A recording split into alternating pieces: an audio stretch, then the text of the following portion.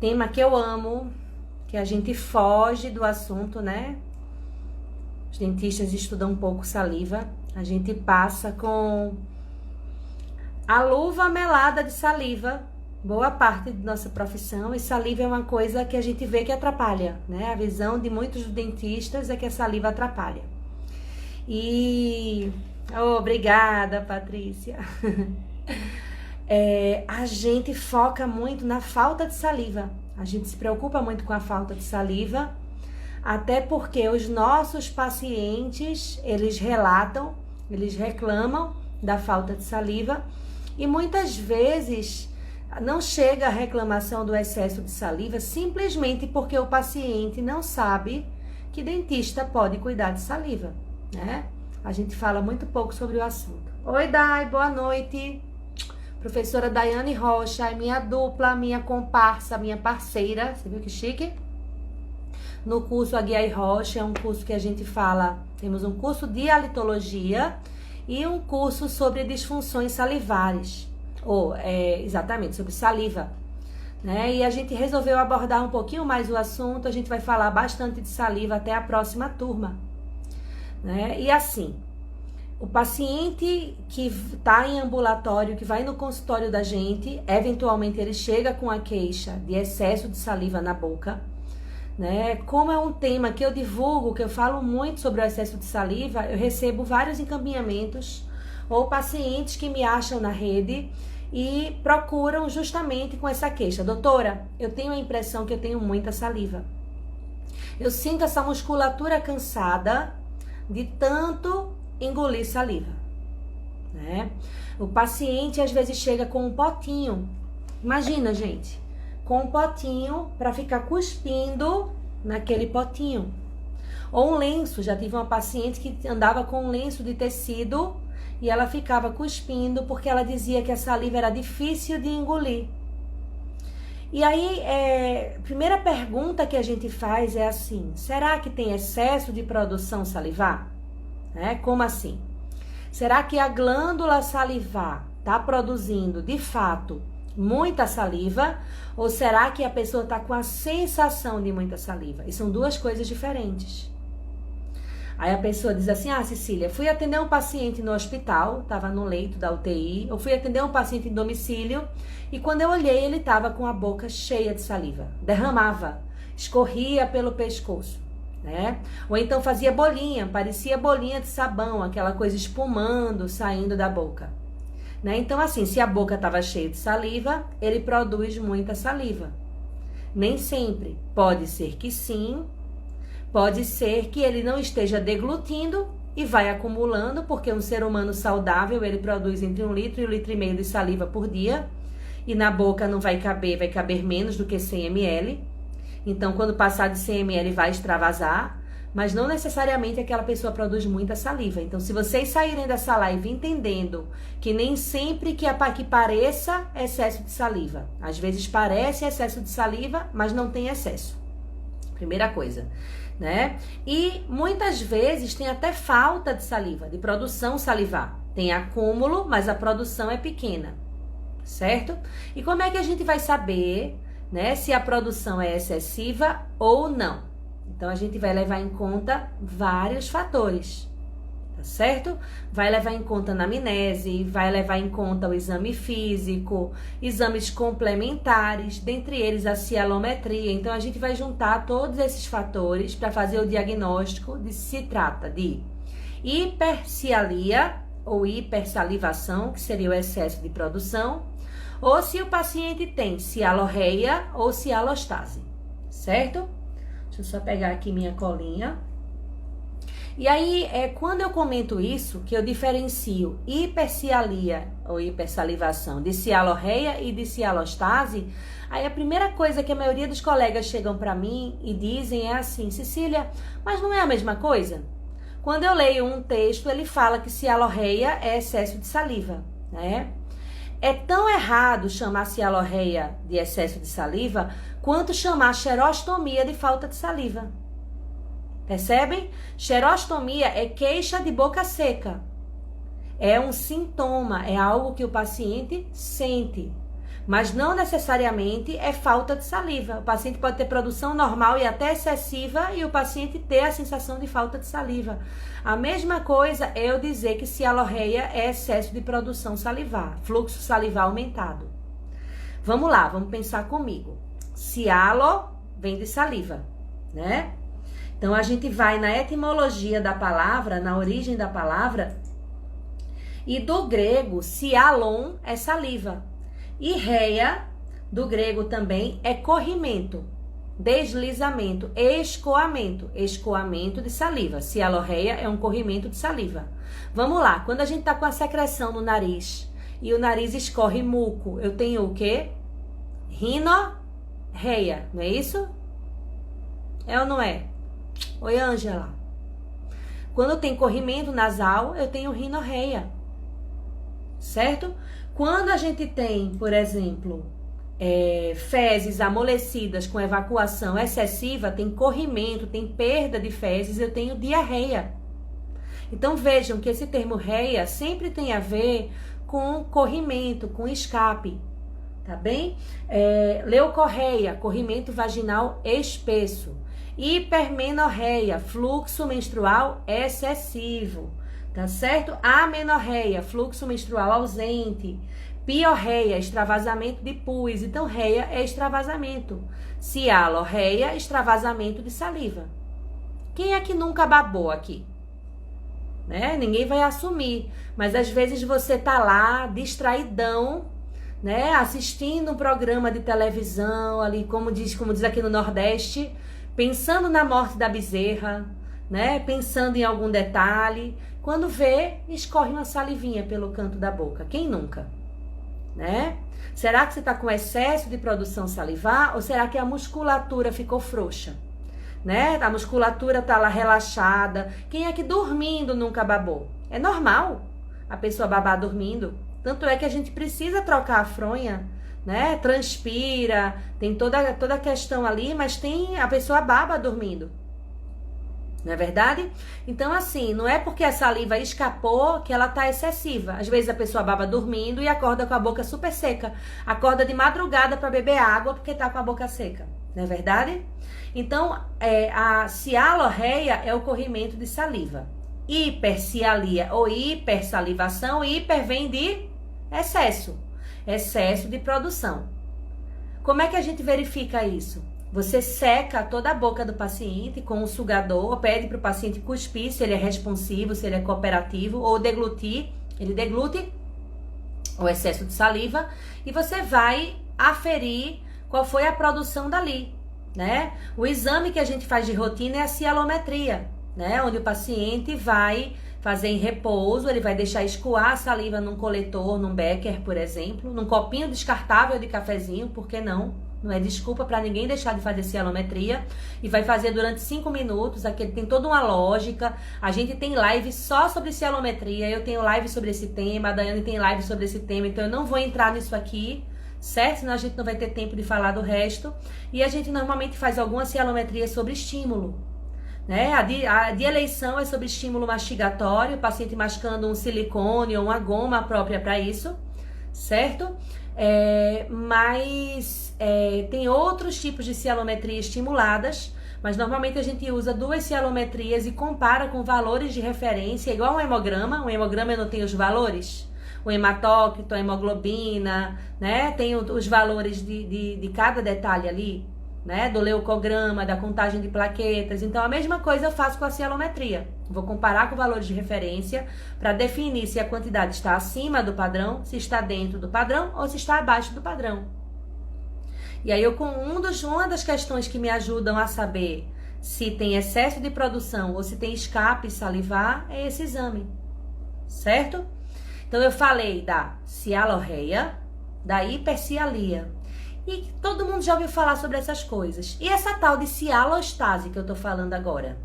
Cecília, tá querendo inventar moda, é? Tô não, viu?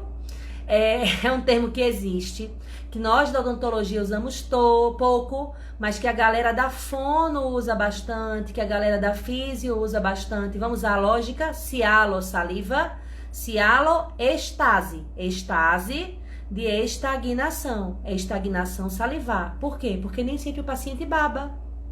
Nem sempre a saliva escapa da boca. Tem paciente que está lá acamado, paciente com a consciência deprimida, depois de um AVC, com a doença degenerativa, e está lá naquele leito, com a cabeceira inclinada a 45 graus, e quando a gente vai ver, a orofaringe cheia de saliva. Chega uma hora que a boca enche tanto de saliva que escoa pela comissura, quando extravasa o volume da boca.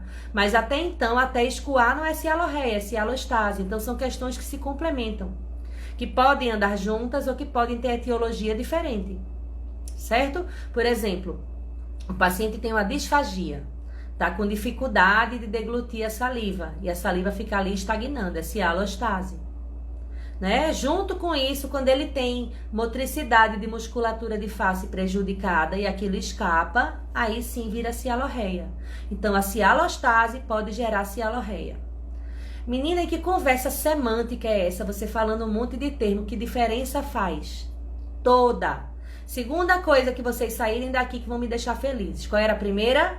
Saber que cialorreia, cialostase e hipercialia são 3 coisas diferentes. Importante. Segunda coisa é que saber que essa diferença não é só conceitual, não é só semântica, não é só no nome. Essa diferença impacta no manejo, no tratamento, na minha escolha.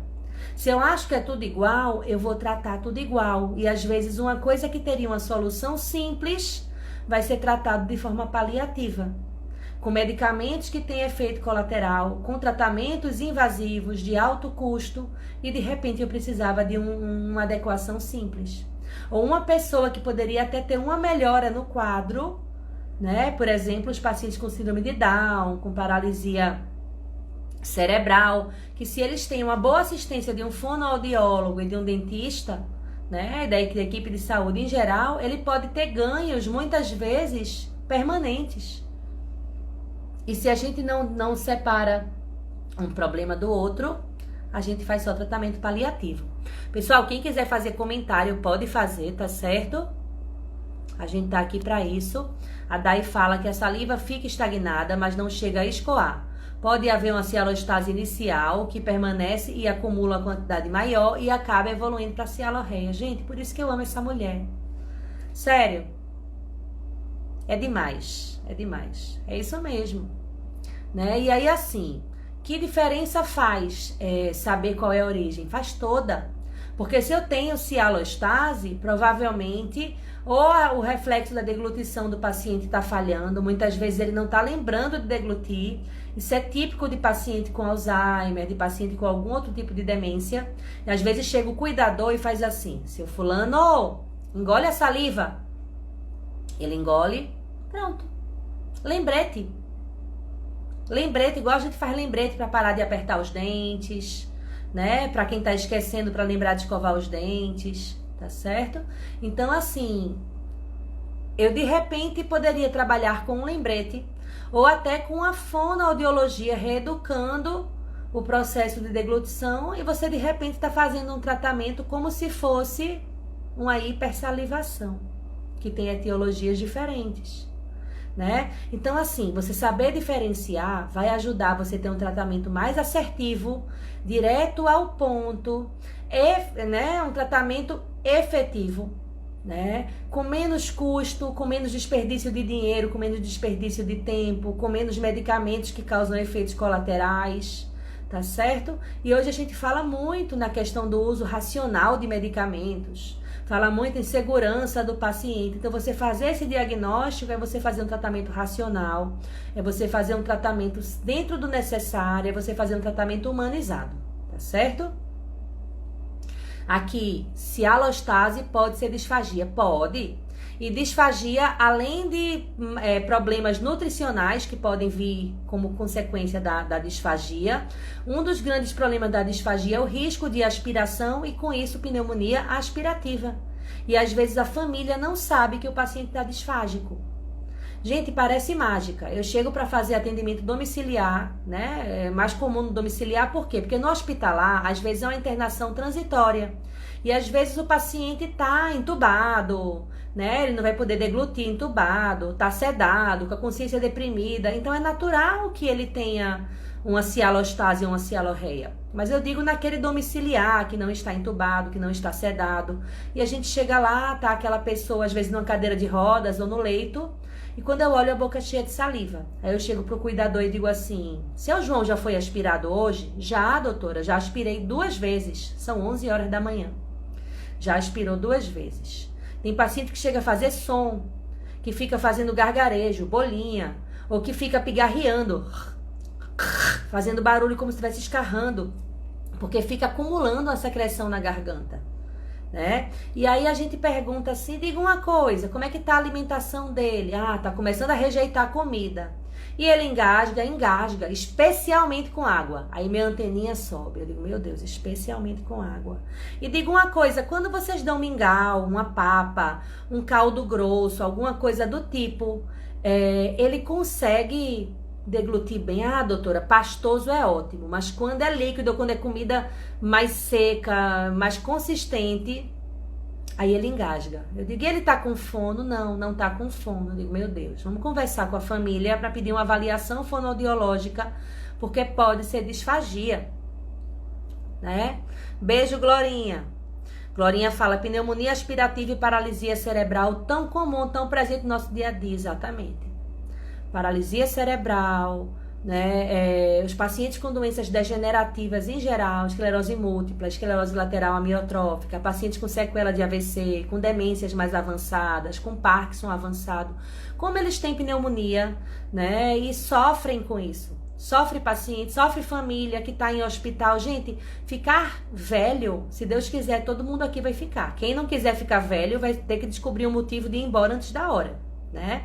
Então a gente vai envelhecer, com o envelhecimento aumentam as doenças crônico-degenerativas, então assim, alguns de nós teremos doenças crônicas, só que a gente pode viver bem, apesar de uma doença. Ter uma vida longa e muitas vezes de qualidade, né? O que é duro é a pessoa ter condições, ter um plano de saúde, ter condições de fazer um tratamento particular, né?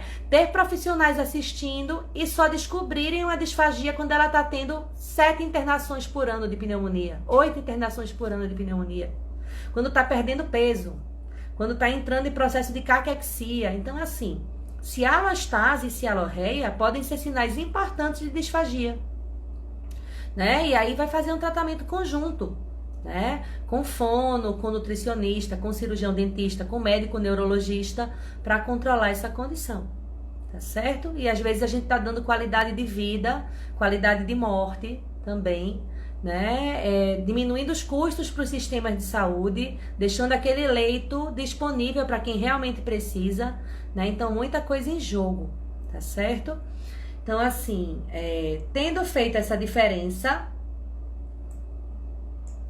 né? Vamos lembrar aqui, causas da cialorreia. O paciente pode estar com disfagia, como eu disse. Ele pode estar com a consciência deprimida, simplesmente isso.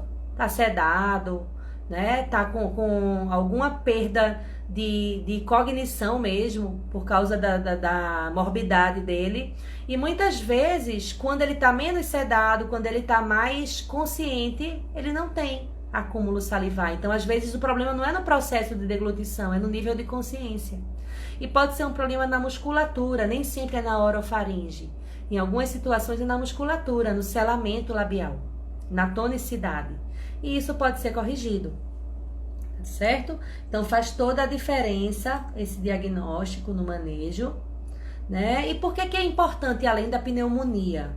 Porque cialorreia, isso a gente vê muito nas crianças com síndrome de Down, que não tiveram muitas vezes uma assistência tão boa, uma criança, até num adulto, né? Num adulto, mas que não teve na fase precoce uma boa intervenção, e muitas vezes tem dermatite no mento por causa daquele acúmulo salivar, tem queilite angular porque acumula saliva na comissura, fica mau cheiro, é causa de restrição social, é causa de bullying, né?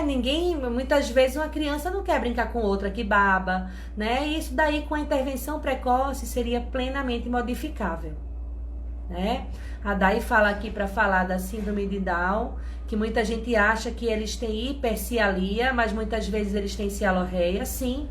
E outra coisa que é interessante nos casos de síndrome de Down, né? Marinês, nossa colega da Associação Brasileira de Halitose, fez um estudo do doutorado dela com pacientes com síndrome de Down e detectou que os que ela avaliou tinham hipossalivação, baixo fluxo salivar. Só que muitos vão ter cialorreia. A saliva escoa por causa de problema de tonicidade. No que escoa, ele não se reidrata, porque uma das funções de deglutir a saliva é reidratar o organismo. Imagina que a gente produz de 1 litro a 1,5 litro de saliva. Se eu paro de engolir essa saliva e resolvo só cuspir essa saliva, eu estou perdendo 1,5 litro de líquido que voltaria para o meu organismo. Percebe? Então, assim, paciente com síndrome de Down que não teve uma boa assistência nas fases mais precoces e ele acaba babando, ele se desidrata e isso impacta no fluxo salivar. Tá certo? Outra coisa, é um paciente que pode ter mau cheiro, né? Que dá trabalho pro cuidador, porque tem que estar com babador, tem que estar enxugando com fralda, aspirando, trocando travesseiro, trocando roupa, né? E muitas vezes é um manejo tão simples. Isso, Raquel, hipotonia muscular, né? E hipotonia muscular se trata com aparelhos, tem aparelhos dentários próprios para isso, para reequilibrar o tônus. Existem as bandagens taping kinesioelásticas, não sei se vocês conhecem as bandagens, a gente que atende pacientes especiais vê bastante, né? Muitas vezes aqui na região mentoniana, no pescoço, né? Nessa região daqui. Então, assim, tem vários tipos de tratamento. As bandagens são muito usadas em atletas, jogadores de vôlei, às vezes estão com as faixas coloridas aqui na região dos tendões, parecem até a mão do Wolverine, e a gente tá vendo ele jogando e não sabe o que é, e é a bandagem taping. E pode ser excelente para o tratamento da cialorreia, para o manejo da cialorreia, né? Então, assim, é importante a gente diagnosticar, separar e cuidar, né? Então, falando de cialorreia, aqui eu coloco assim, o que é que eu vejo quando eu vejo cialorreia ou cialostase? Eu vejo saliva sobrando, tem saliva acumulando ali, né? Mas às vezes o problema de origem está à distância, né? Muitas vezes é uma doença não detectada. Eu tive um caso de um paciente que estava queixando, estava engasgando, aspirando, babando, e ele não sabia o que é que ele tinha, e ele estava com um Parkinson, né, que ele não tinha tremor. Então, muitas vezes as pessoas acham, as pessoas mais leigas, que o Parkinson é tremor. E ele não procurava ajuda, e a gente encaminhou, a gente observou que algo tinha ali, né, encaminhei para uma avaliação, encaminhei para o neuro e foi fechado o diagnóstico de Parkinson. Glorinha também estudou saliva, né, amiga? Avaliou osmolaridade e fluxo salivar de paralisia cerebral e observaram diminuição de fluxo. Eu acredito que seja a mesma coisa do Down. E o que é que a gente observa? Em alguns estudos e na prática, quando o paciente ele teve assistência precoce e ele tem um bom tônus, né? Porque existe um espectro dentro da paralisia cerebral, dentro do autismo, claro, do TEA, dentro da síndrome de Down, porque você tem graus da alteração e que tem muito a ver, Down especialmente com a genética, mas os demais especialmente com o cuidado. Né? A intervenção precoce faz muita diferença. Então, muitas vezes, se espera 7, 8, 9 anos de idade para iniciar uma terapia.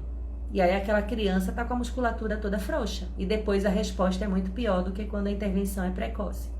Né?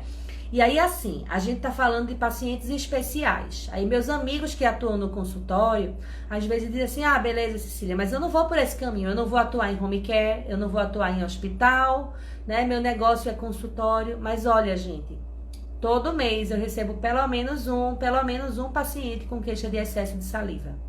E sabe o que é mais interessante? Raramente tem excesso. Cialometria em repouso. O padrão, o ponto de corte de fluxo salivar, de ideal, é acima de 0,25 e vai até 0,6. Aí a gente imagina o quê? Que essa pessoa que está queixando de excesso de saliva tem 0,7, 0,8, 0,9 ml por minuto. Né? Que ela produz 0,7, 0,8, 0,9 ml por minuto. Quando vai ver, dá 0,2, dá 0,1. O normal era acima de 0,25, ele está dando abaixo do normal. Às vezes, o paciente que vai para o consultório que queixa de hipersalivação ou hipercialia, o que ele tem é a saliva grossa. A saliva é tão grossa que ele tenta deglutir, ele faz força. Na hora que deglute, ela não desce. Porque ela é como se fosse uma cola. Ela não desce toda. E aí ele fica aflito com aquilo, põe água para ajudar, cospe, lava a boca, bochecha e cospe, né? E às vezes não vai na raiz do problema. Então é uma queixa frequente, né? Na clínica, normalmente a queixa é essa. Quando a gente avalia, ele tem hipossalivação. Quando a gente estimula o fluxo, que essa saliva fluidifica, que ela fica mais fluida para a agonia do paciente. Simples.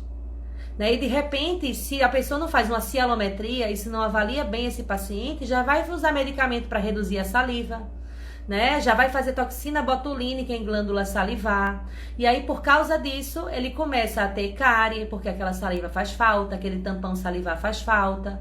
Começa a ter manchamento de restauração, começa a ter irritação na mucosa, candidose de repetição, vários problemas por causa de um diagnóstico mal feito. Deixa eu ver aqui os comentários. Quais são as causas da hipersalivação? Então, eu tenho causas fisiológicas, eu tenho causas patológicas, tá certo? Uma causa importante são as patologias digestivas. Quando você está com qualquer condição associada à náusea, quando você está com doença do refluxo gastroesofágico, algumas verminoses, infecções intestinais, insuficiência hepática, hepatite, cálculo na vesícula, tudo isso pode dar hipercialia, hipersalivação, né? E aí, às vezes, o paciente vai para o médico gastroenterologista e ele vai avaliar, vai cuidar, claro, mas às vezes não vai dar muita bola para a saliva, porque todos nós da saúde negligenciamos a saliva, né? Outras causas, então, medicamentos, tá? E aí desses medicamentos, alguns são venenos, como o arsênico, como os carbamatos, como o chumbo, mas eu tenho drogas ilícitas que causam hipersalivação, tá? Intoxicação por alguns metais e minerais, como o iodo, como o manganês, como o mercúrio, e eu sei que não são tão comuns, certo? Por inseticidas organofosforados, por selênio.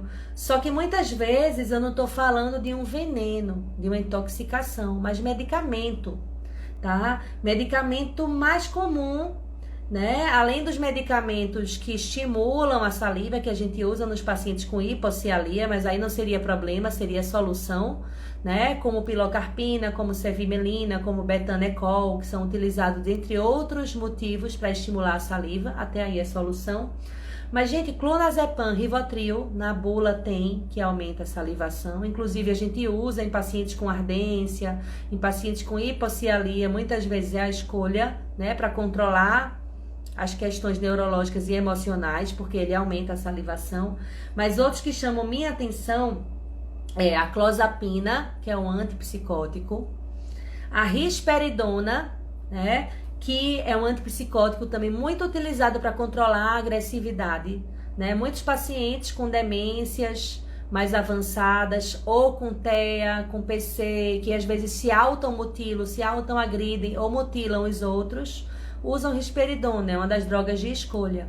E um dos efeitos colaterais da risperidona é a hipercialia, a hipersalivação, né? E o lítio, que é utilizado para o tratamento do transtorno bipolar, tá certo? Então, nem sempre é uma doença do refluxo gastroesofágico. A Daiane comentou da síncope vasovagal, né, que ela tem e que a boca vira um rio e que, inclusive, é um sinal prodrômico. Que o paciente percebe que vai ter uma crise da síncope vasovagal porque a boca enche de saliva. Como pode ser sinal prodrômico de epilepsia? Percebem? Então, pode ser desde questões facilmente controláveis, como a doença do refluxo gastroesofágico, até um envenenamento por uma toxina que o paciente não conhece, ou um efeito de um medicamento que algumas vezes pode ser substituído em consenso com a equipe médica, né? Então, eu tenho várias causas possíveis, inclusive causas fisiológicas. Causas fisiológicas, gente, de hipercialia, gravidez. Quem é aqui que grávida teve alguma fase da gravidez que sentia a boca encher de saliva? Inclusive um gosto ruim na boca, o paladar alterado. Na minha gravidez eu senti muito. né? Uma sensação de excesso de saliva, né? Tratamentos odontológicos, gente. Aparelho ortodôntico novo, né? Eu sei que acumula saliva entre o bracket e a pessoa fala e às vezes cospe, né? Tem isso também. Mas tudo que faz volume na boca, que é um corpo estranho, estimula a salivação. Prótese removível nova, aparelho ortodôntico, estomatite, úlcera aftosa recorrente, herpes bucal, né? Então, tudo que causa irritação pode causar aumento de produção salivar. Ah, placa miorrelaxante, com certeza. Só que aí é para uso noturno, durante a noite a gente já saliva menos. O paciente acha que aquele excesso de saliva é porque a saliva está estagnada no meio da placa.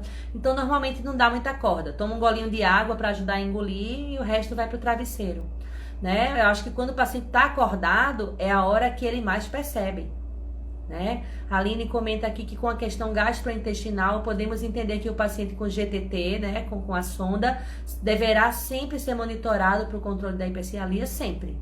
Especialmente, Aline, porque o paciente com gastrostomia, com jejunostomia, com a sonda nasogástrica, nasoentérica, com a via que seja, muitas vezes o motivo daquela sonda já é uma disfagia. Não é verdade? Tá disfágico, não tá conseguindo fazer a ingesta de nutrientes, de calorias suficiente para se manter e a sonda é auxiliar. Muitas vezes ela é substitutiva da alimentação via oral e muitas vezes ela é complementar. O paciente continua a dieta via oral, mas tem a sonda. Normalmente só fica-se exclusivamente com a sonda quando o paciente está aspirando, quando alimentar-se é um risco, né? Então, assim, a gente tem que estar de olho sim.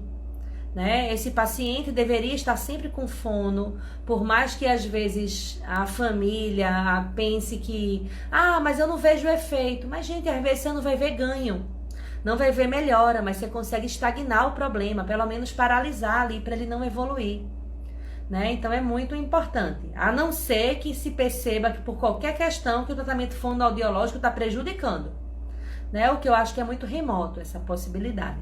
Certo? Então, o uso de sonda, o uso de tubo, de traqueostomia, tudo isso tem que ser monitorado, né? Pra gente diminuir o risco de pneumonia aspirativa. Deixa eu ver o que é que tem mais importante de eu discutir com vocês. Podem colocar as questões aí, tá certo? E aí, assim, questões relacionadas à cialorreia, ao escape salivar.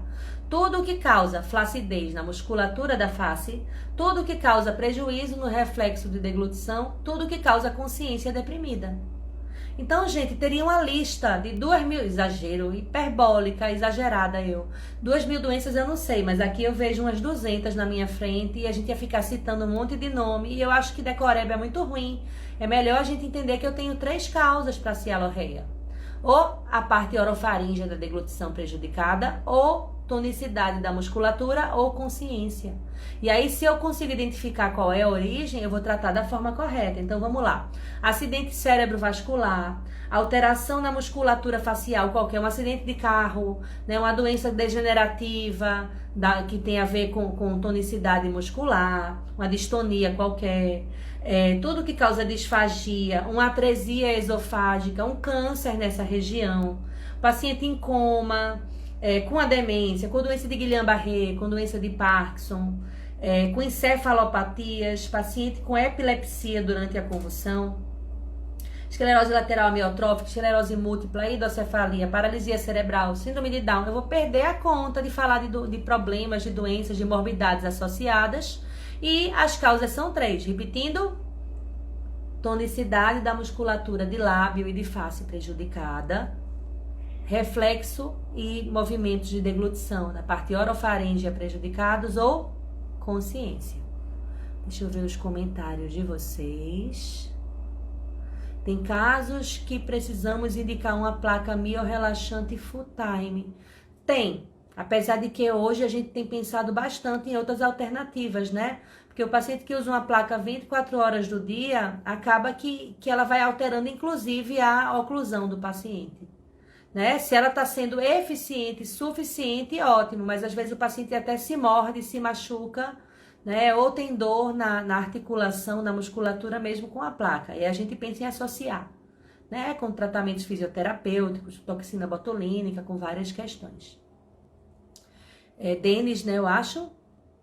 Pacientes portadores de próteses removíveis, seria interessante fazer a cielometria com as próteses, também sem as próteses. Denis, você sabe que eu nunca pensei nisso. Gente, esse menino é um gênio. Sério, eu sempre soube, mas eu não sabia que era tanto.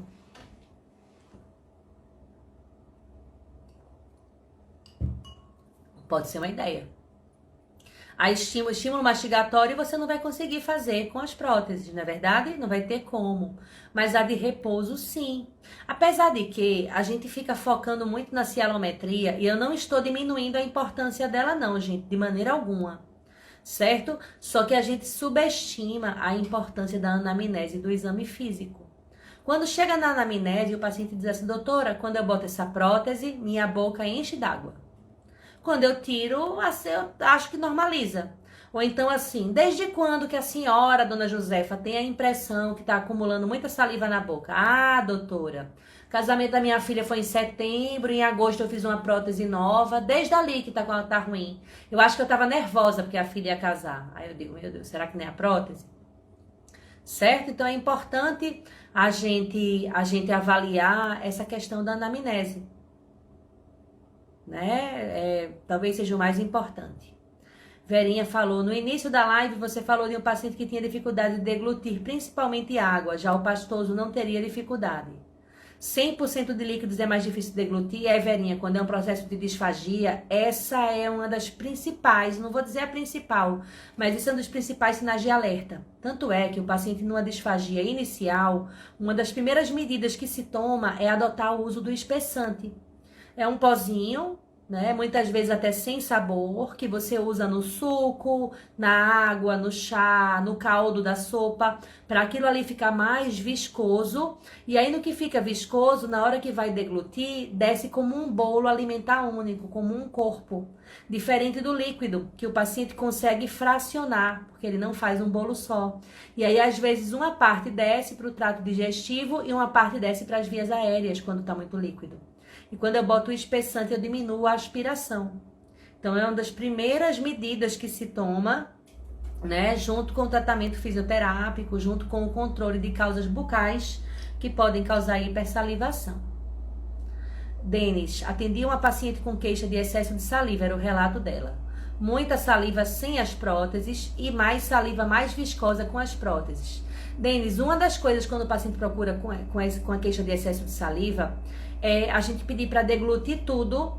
Dona Maria, engole toda a saliva que está na boca. Aí ela pede, a gente espera o paciente engolir, né, se ele é responsivo, colaborativo. Quando a gente olha, a boca da pessoa está cheia de saliva. Às vezes o paciente tem uma deglutição prejudicada e não sabe. Entende? E a gente às vezes quer associar uma doença e aquela pessoa simplesmente precisa de fono. Então precisa saber se ele está esvaziando, porque é um dos receios que eu tenho de fazer cialometria com paciente de queixa, de cialorreia, de cialostase ou de hipercialia, é isso. Será que ficou saliva residual, saliva sobrando na boca e aquela saliva está contando como excesso? Na hora que ele cospe ou que ele deixa babar, aquela saliva que estava lá de bobeira na boca tá entrando na conta e tá dando uma ideia de excessiva. Tem pacientes que a gente pede até para bochechar um pouquinho de água natural e cuspir, né? Porque às vezes a saliva é tão grossa que ele não consegue deglutir. Ele precisa de um líquido para ajudar a limpar aquela saliva. Paciente quando é acamado, frequentemente eu aspiro. Ou pega um sugador odontológico, ou pega uma cânula de aspiração, tento aspirar para zerar, passo um gaze, um suave de gaze, que é a boneca, né? A bonequinha é um suave de gaze. Passa aquilo ali e aí observa como que tá aquela formação. Inclusive a cialometria no acamado se faz muitas vezes assim, né? Se faz pesando gaze. Você pesa a gaze numa balança de precisão, a gaze seca, depois vai umedecendo aquela gaze e vê quanto aumentou o peso, e você considera 1 grama, 1 ml, porque aproximadamente e aí obtém a cialometria ali, né? Outra maneira seria com uma seringa, com um scalp, né? Tipo um catéter, uma mangueirinha, e você vai aspirando ali aquela saliva que acumula com a seringa. Então nem sempre o paciente tem que ser cooperativo. Porém, embora contudo, todavia, anamnese e exame físico são mais importantes. Tem situações que a gente seca toda a boca do paciente dependente, né? Fica lá com o sugador e observa. Se for aquela sucção num barulho normal, com a velocidade normal, como se fosse um paciente de consultório, normal. Mas tem casos, gente, que você bota e fica aquela coisa absurda, volumosa, e apesar do sugador, a boca do paciente continua enchendo. Aí, provavelmente, é hipercialia. Tá certo? Então, isso é importante. Podemos usar o sugador? Pode sim, Denis. A única questão é que o sugador, o próprio barulho da saliva no sugador e o estímulo da sucção estimula. Não sei se vocês já perceberam isso. Que quando tá com isolamento relativo, com rolinho de algodão e que tá lá o sugador, o paciente saliva mais, né? Porque essa manipulação da boca, ela aumenta a salivação. Então, não é um método perfeito. Quer fazer uma cielometria no paciente acamado não responsivo, quer trabalhar com uma pesquisa, usa gaze ou rolinho de algodão pesando da balança de precisão ou usa uma seringa com um scalp, né? Nos testes que a gente viu com o sugador pode ser falho, tá bem? Vamos ver o que mais. Então, assim, como é que vai ser o diagnóstico diferencial?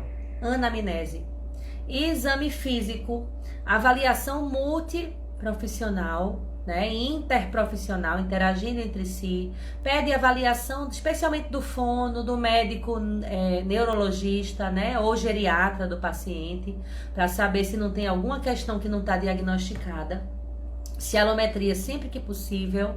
A escala visual analógica, que é aquela escala de 0 a 10, ou com as carinhas, carinha triste, carinha feliz, né, para o paciente ou familiar ou cuidador opinar, né? Inclusive existem escalas próprias para a cialorreia, que tem a ver com troca de fralda, com uso de babador, com número de aspirações por dia, que isso é excelente para a gente avaliar a eficácia do tratamento, a efetividade do tratamento, melhor dizendo.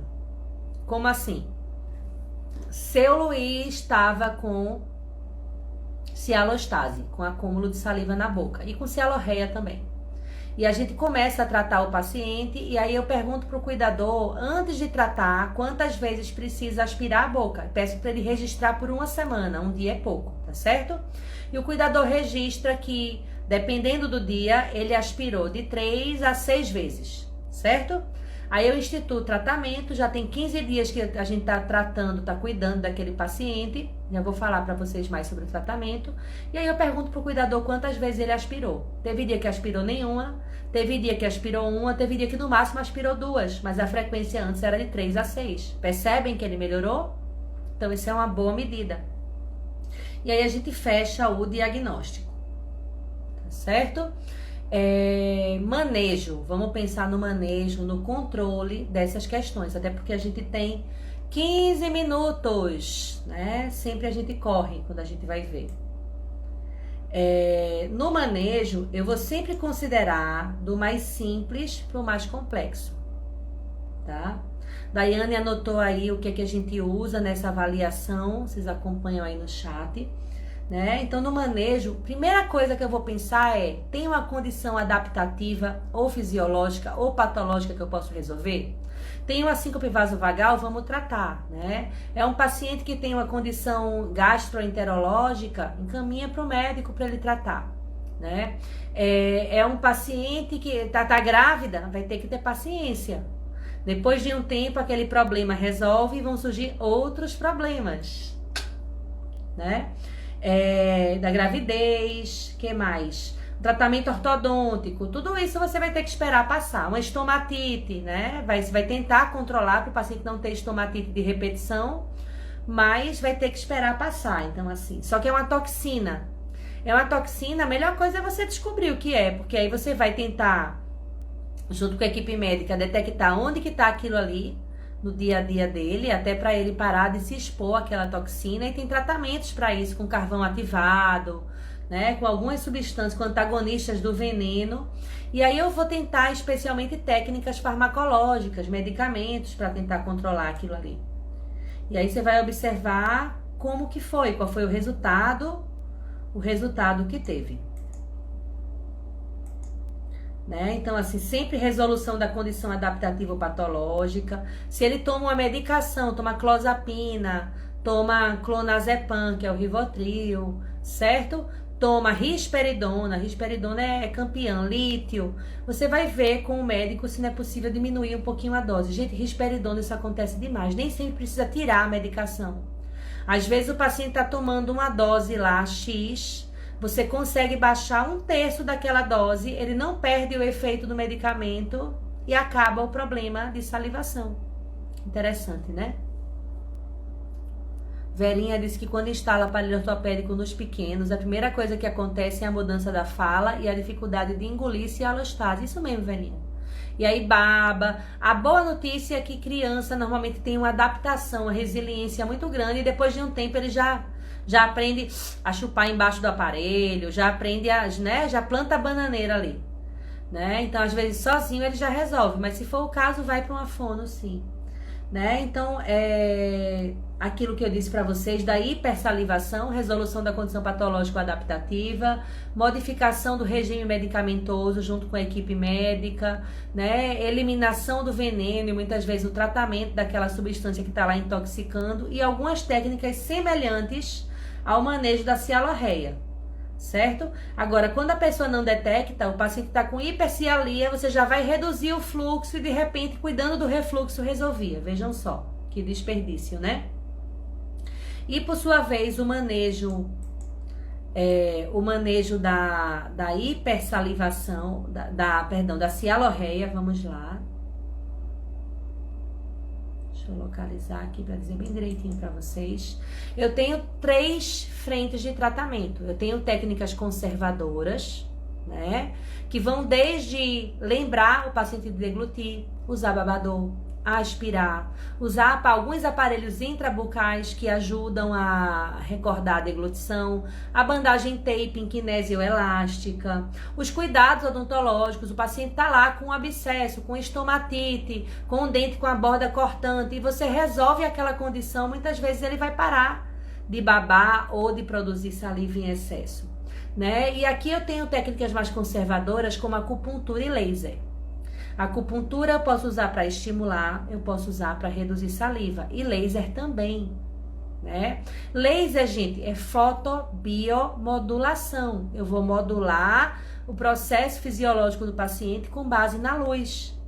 Certo? Doses mais baixas tendem a causar estímulo, doses muito altas tendem a ser inibitórias. Então, quando eu tenho hipocialia, que eu quero estimular a salivação, eu uso doses baixas.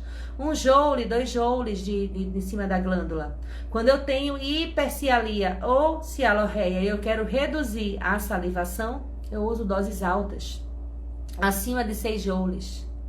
Tá certo? Então é diferente o manejo. Denis falou que medicamentos como o clonazepam podem induzir os 2 efeitos, aumento e diminuição de fluxo, podem, vai depender do paciente. Mas engraçado, o diazepam, o midazolam, outros benzodiazepínicos vão causar redução do fluxo. O clonazepam, na bula inclusive, tem que ele causa aumento de fluxo, ele tem um efeito diferente. Cris, quando o paciente faz uso de atropina, o médico reduziu de 3 gotas para 2 e o paciente está sem fluxo. Não era para estar usando atropina, né? A não ser que você esteja usando para a parte cardiocirculatória, cardiovascular. Mas quase nunca mais se usa atropina para isso. A atropina quase sempre é utilizada ou para os olhos, como colírio, como solução oftálmica, ou para reduzir salivação. Se a boca está seca, tem algum equívoco. Muitas vezes o paciente ainda precisa, mas às vezes ele tem cialorreia ou alguma questão de acúmulo de estase salivar ou de babação, né, que é a cialorreia, ele tem em determinado momento do dia, por exemplo, só por volta das 5 da tarde. E o cuidador, até por ordem médica, está aplicando desde 8 da manhã. Não precisava. Entendeu? Então, a dose desses medicamentos vai depender muito do sintoma que o paciente tem. E é com base no horário. Vocês viram que legal a questão do laser? Né? De você pegar um paciente que tem, você sabe a etiologia, você conseguiu fechar o diagnóstico, ele às vezes não tem hiperprodução salivar, a produção salivar está normal ou até abaixo, mas ele tem uma condição que está tratando com fono, está tentando medicamento, mas ainda assim está acumulando saliva na boca, as técnicas mais conservadoras, mais de baixo custo, mais simples não foram suficientes e a gente pode fazer laser. Uma vez por semana.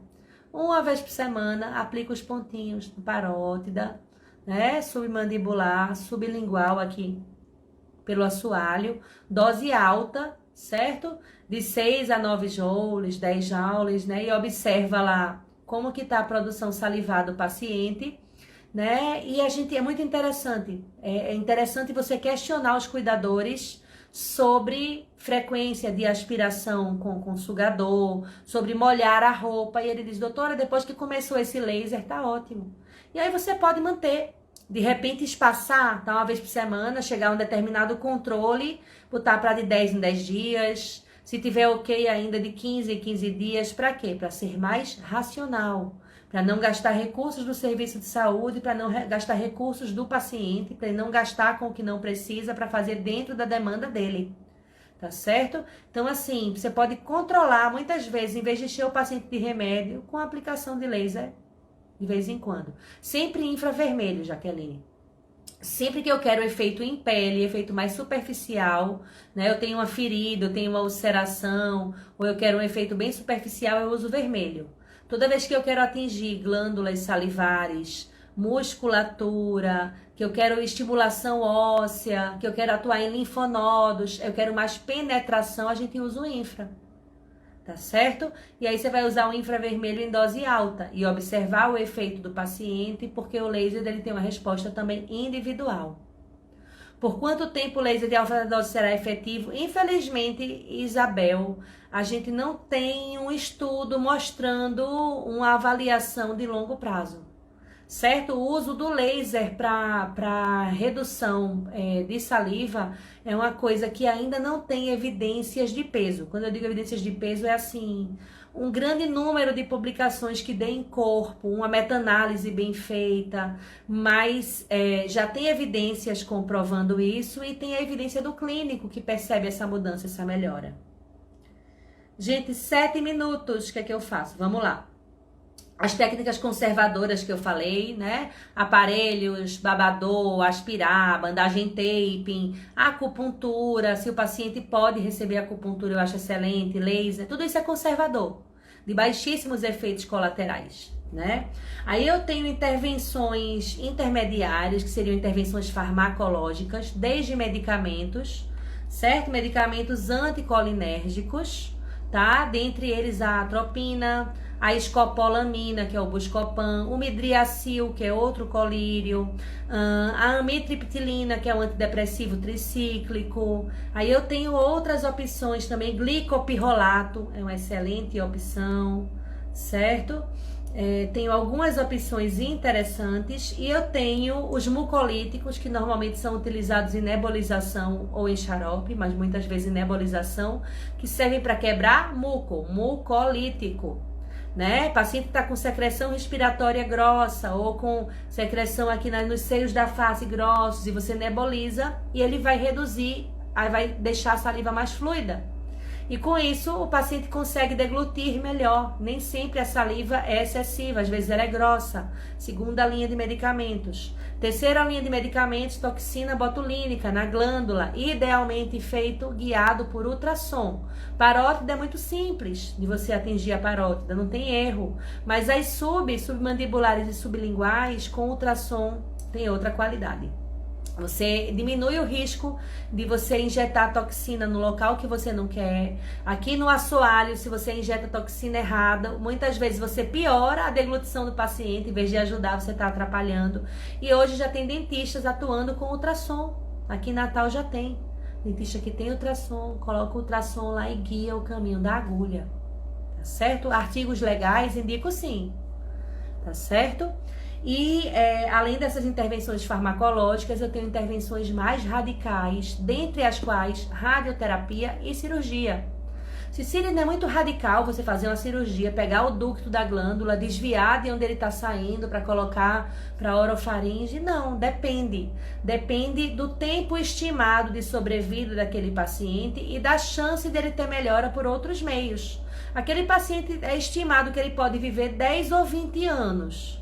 Será que é melhor ele fazer 20 anos de remédio, 20 anos de botox? Será que ele não vai ter taxifilaxia? Será que não vai parar de ter efeito com a toxina botulínica? Né? Será que não é mais racional fazer um tratamento cirúrgico ou uma radioterapia? E não é a radioterapia que a gente usa antineoplásica, não. É uma radioterapia com menos sessões e com doses mais baixas. Depois de um tempo, inclusive, o fluxo salivar ele retorna e pode ser necessário fazer de novo. Tá certo? Diga aí, dona Érida, para finalizar, que a gente tem 2 minutos. Vocês querem saber mais alguma coisa? Não tá aparecendo nenhuma pergunta para mim mais. Não sei se travou. Manda um beijo para mim, manda um abraço, manda um elogio. Adoro quem não quiser mandar pergunta. Tá certo? Mas era isso que eu queria falar. Que a gente tem opções, que a opção nem sempre é medicamento, nem sempre é botox. Inclusive, só deveria ser tentado medicamento e botox quando não tem outra opção. No hospital é um pouquinho diferente, né? No hospital, muitas vezes, eu tento medicamento, que aquele paciente vai ficar naquela UTI 3, 4 dias. Para que eu vou ficar insistindo com 1000 técnicas? Mas para o paciente de ambulatório e de domicílio, a regra é outra. Tá certo? É sempre do mais simples para o mais agressivo, digamos assim. Vai ficar gravado? Vai sim, gente. Vou deixar gravado para vocês. Estou vendo os comentários de novo. Que legal poder interagir com vocês. Tá certo? É um prazer. Depois vocês mandam notícia qual outro assunto que vocês querem, mas eu acho que eu consegui passar um pouquinho da minha experiência com o cialorreia, cialostase e hipercialia, perdão. Valeu mesmo. Já quer a próxima live? Muito bem. E aí, deixa eu fazer o jabá, fazer a propaganda. Dia 6 a 8 de novembro, em São Paulo, teremos curso presencial. Minha filha, saudade de um curso presencial, né? Tô morrendo, eu e Tia Dá estamos morrendo de saudade de um curso presencial. Temos alguns inscritos aqui e a gente tem ainda 2 vagas, né? Tudo feito com muito cuidado, tá certo? Auditório maior, 1 aluno por mesa grande, todo mundo de máscara, lanchinho individual. Então estamos tendo 1000 cuidados, que é para poder proporcionar a melhor experiência para vocês, tá certo? Então ainda é possível ingressar nesse curso, tá bem? Próxima live quinta-feira, exatamente. Professora Daiane Rocha vai fazer essa próxima live. Bota o tema aqui, minha amiga. Avaliação clínica da saliva. Próxima quinta-feira, aqui na página do curso Aguiar e Rocha. Érica, se a gente tá pensando em fazer online, a gente pensa, mas para um futuro mais para frente, porque a gente, além de querer gravar antes, fazer com calma, a gente tem que operacionalizar como é que seriam as práticas, porque é um curso muito rico em práticas, com práticas fantásticas, né? E aí a gente fazer um online, uma coisa que tem muita prática, acaba quebrando um pouquinho, mas a gente vai fazer sim, tá bem? Deixar um beijo pra vocês, agradecer a presença, agradecer a amizade, a parceria, o carinho, tá bem? Manda com as dúvidas no comentário, tá bom? Quem quiser mandar pra gente qual foi a principal sacada, a melhor informação, é um feedback muito legal. Qual foi a parte que vocês mais gostaram, é show de bola, tá bem? Boa noite, Deus abençoe a todos. Prazer, gente. Tchau, tchau.